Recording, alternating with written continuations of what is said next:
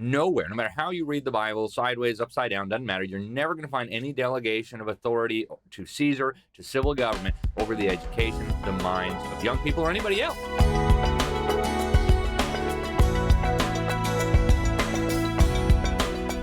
Yeah.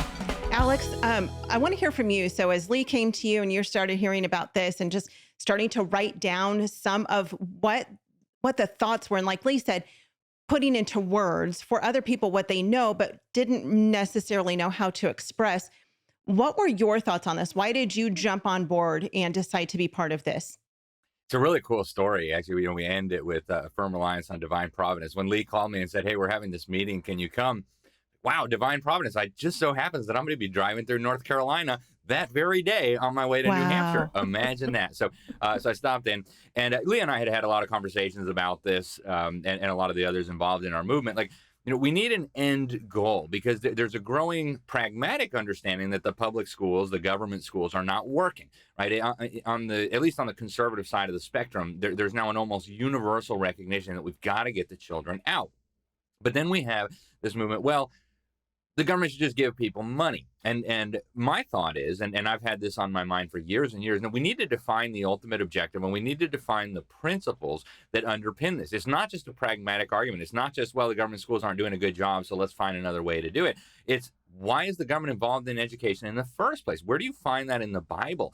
So forget the pragmatism for 1 second. And the pragmatic argument is fine. It's obvious the government schools are a total failure. But even if they weren't, the principle at stake here is, do we want the coercive machinery of government to be operating the educational institutions? There are many principled reasons why we shouldn't want this, starting with the biblical one. The civil government has a job description. That job description is to punish evil, to protect the good, to deploy the sword for the stopping of evil. Nowhere, no matter how you read the Bible, sideways, upside down, doesn't matter, you're never going to find any delegation of authority to Caesar, to civil government, over the education, the minds of young people or anybody else. It's just way outside the bounds of what government should be doing.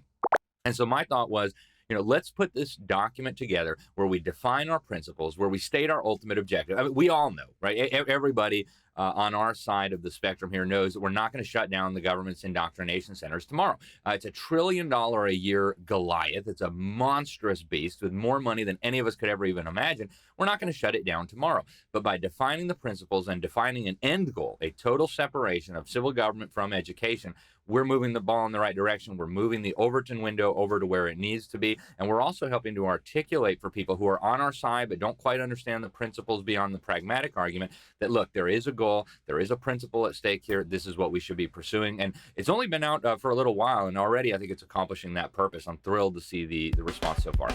Homeschool Insights is sponsored by CTC Math. If you're looking for a great online math program, visit ctcmath.com and try it for free.